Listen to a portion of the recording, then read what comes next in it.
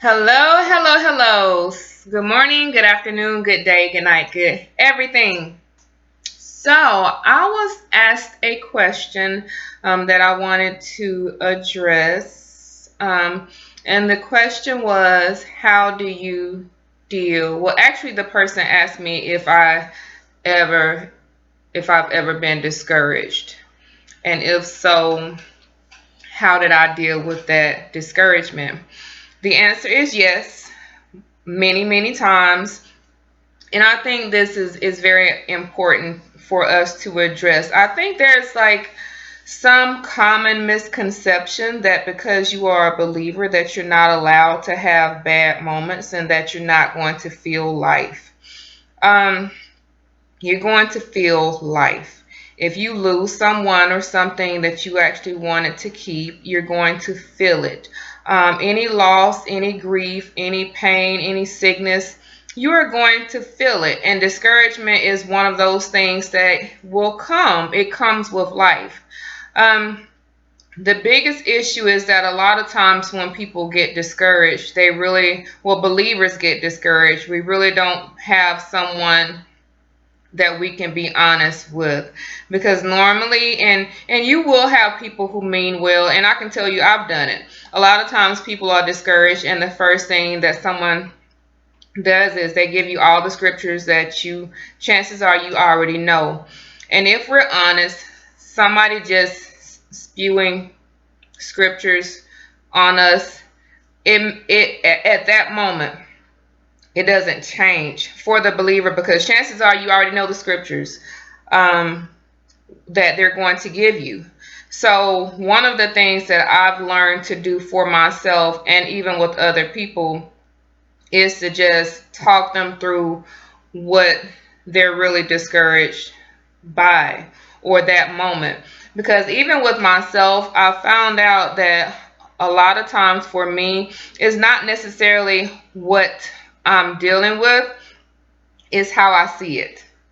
And I have to be mindful of that, how I'm allowing myself to process this thing, how I'm allowing myself to process this moment. Like, it looks like this, but how do you really see it?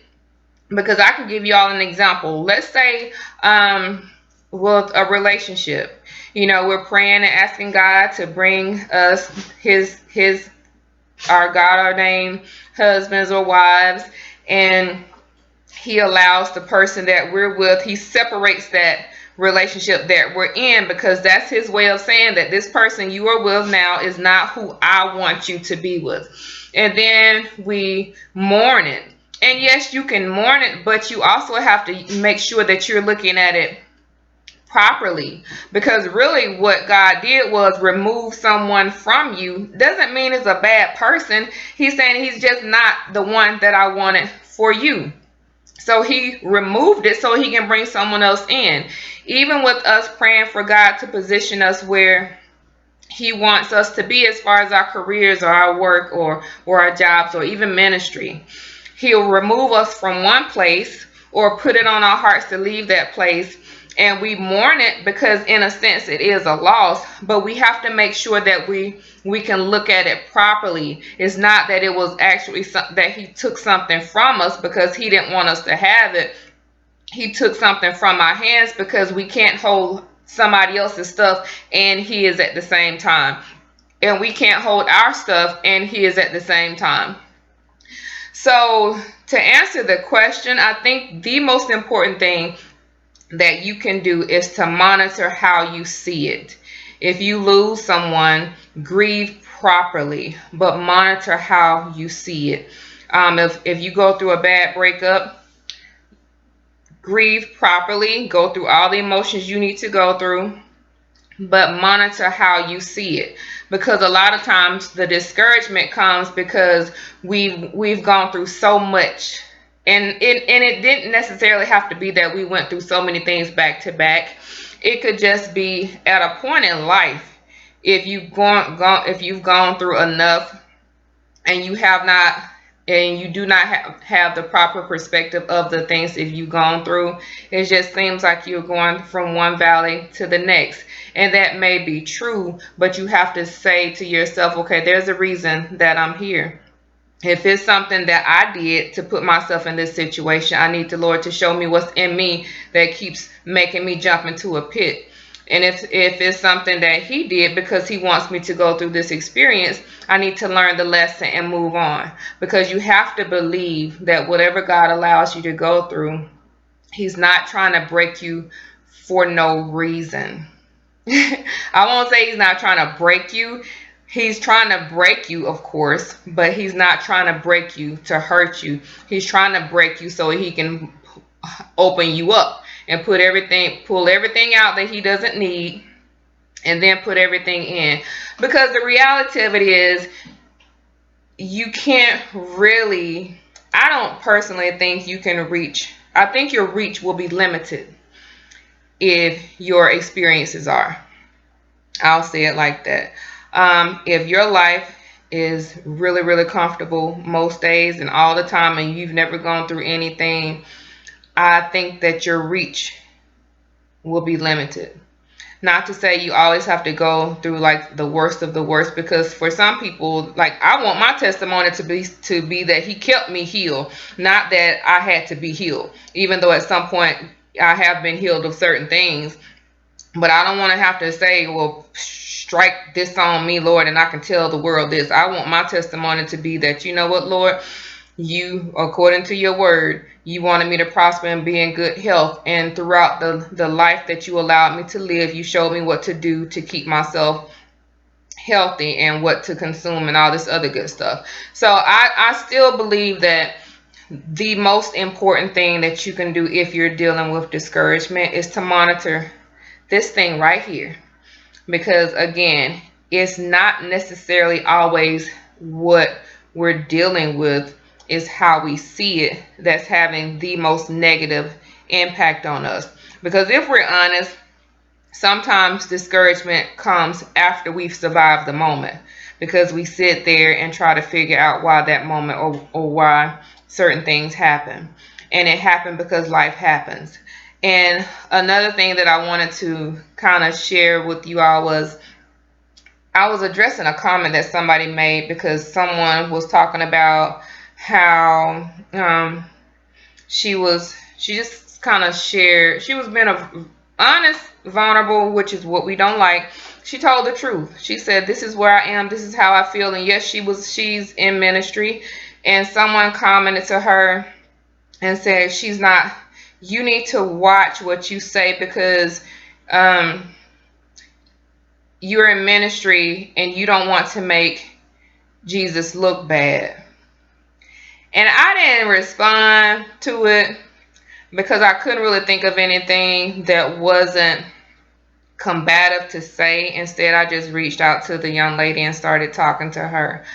But if you recall, on the cross, there was a moment that Yeshua, Jesus, showed his vulnerability, and that he himself was briefly, if nothing else, we saw at that moment his weakness. We saw at that moment that he was discouraged, and he felt like he was on that cross alone, because he says, you know, Father, Father, why have you forsaken me? So all of those emotions, that the human emotions that were in him, came out. And I'm saying that because I don't know how I feel about someone saying that because you are in ministry, or you're representing Christ, or you are a child of God, that you can't say the truth. This is why you lose so many people in ministry, and this is why so many people fall. And this is why so many people end up taking their lives, because we hold them to unrealistic expectations, because they have always been people, and they will always be people, and people feel human emotions. And just because other people, we as believers, have deified so many humans, like we've deified the man, like the pulpit, And then we humanize God because we start talking to him like he's the person. And then we want to clean up and be all impressive to our pastors. But, that's another message for another day. But if somebody comes to you and they're sharing, hey, this is where I am,